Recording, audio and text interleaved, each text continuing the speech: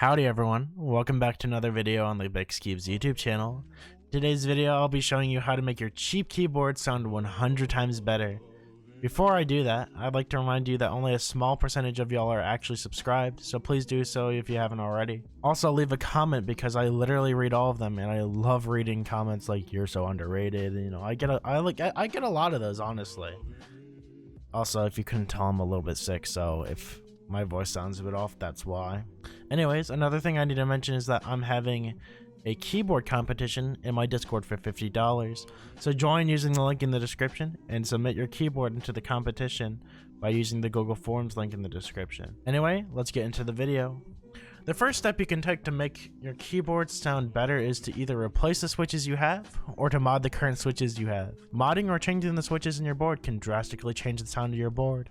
You can lube the switches in your board to remove any scratchiness and to make them smoother. If you get new switches, the different materials of the switches that you get will play a big role in changing the sound of your keyboard. To show you the difference, I'll be using a Gamma K61 that came with Gateron yellows. The switches that I currently have in the board, which are all in this little row here, are a Gateron yellow stock, a Gateron yellow lubed with Krytox 205 grade 0, a stock Texie Ice Candy, and a Texie Ice Candy lubed with Krytox 205 grade 0. Here are the sound tests.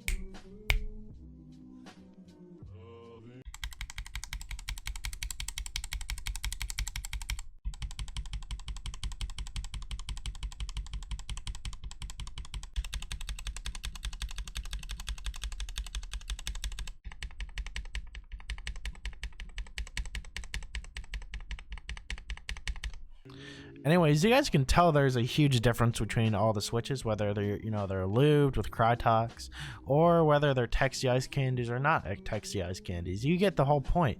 The types of switches that you have in your board can really affect the sound, and the type of mods that you do to them can have a lot of effect on the sound too. Anyways, the next thing you're going to want to do is mod the stabilizers, because I can assure you that your board that comes with these little crappy little stabilizers are gonna have a lot of rattle, and guess what? We don't want rattle. So the way that we're gonna get rid of that rattling sound is with lube and band-aids, and I'm gonna explain that.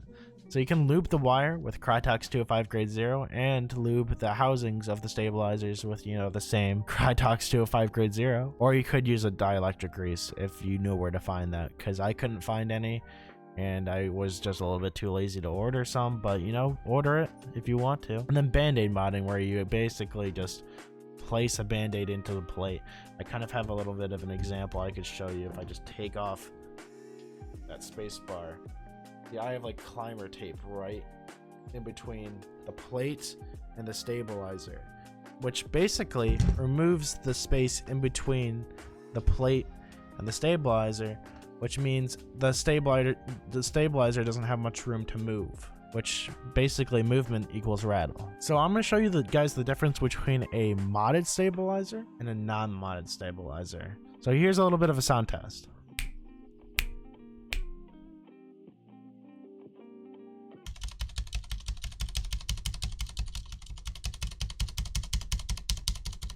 Disgusting.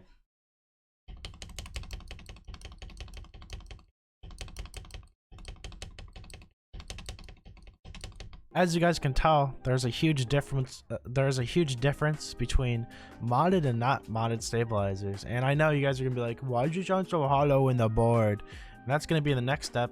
And you guys are also probably like, "I show her a little bit of rattle in the modded stabilizer." See, with cheap stabilizers like this, it's honestly not very easy to get rid of all the rattle, because they're really cheap stabilizers. That's why you should probably get like Duroc plate mounts or cherry plate mounts. Those are always an option. Honestly, it still sounds significantly better. So the next step you can take to make your board sound better is modding the sound of the case. A lot of budget boards have a lot of space in the case, even the stacked acrylic boards, and that space makes for a hollow sound, which we do not like. And there are many ways to remove this hollowness. You can add foam underneath the PCB, or you can Tempest mod the PCB. Foam basically creates more of a muted sound, and the Tempest mod kind of reflects the sound upward rather than letting it hit the bottom of the case and reflect a hollow sound upwards. It's kind of hard to explain. I'll leave links in the description to explain a lot of this stuff. But in this video, I'll be tempest modding this case because there's not really a lot of room for foam. So of course we need to take this thing apart real quick.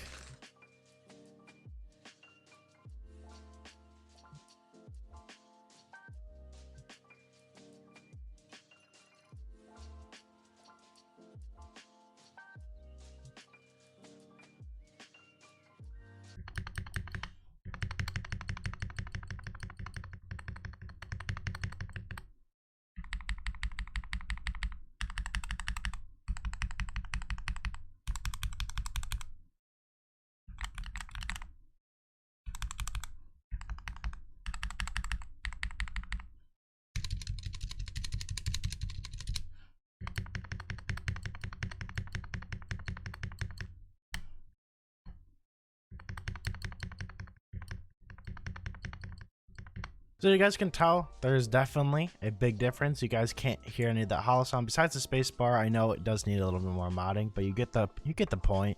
Removing any of the hollow sound makes it, you know, a lot better of a keyboard. Okay, the last thing you're probably gonna want to do is, if you want to go all the way, get yourself a new set of keycaps.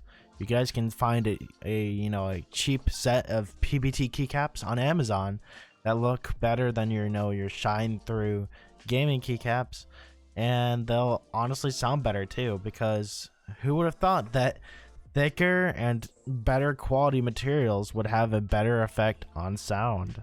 Anyways, hopefully this video helped you all. If you guys want in-depth ways to do the mods mentioned in this video, then look in the description, as I have left links to videos that go into detail on how to do the mods, like lubing and doing stabilizers and everything. So if you made it to this point of the video, comment hashtag BixesDarkFanboy, and I'll see you guys all next time. Alright? Bye.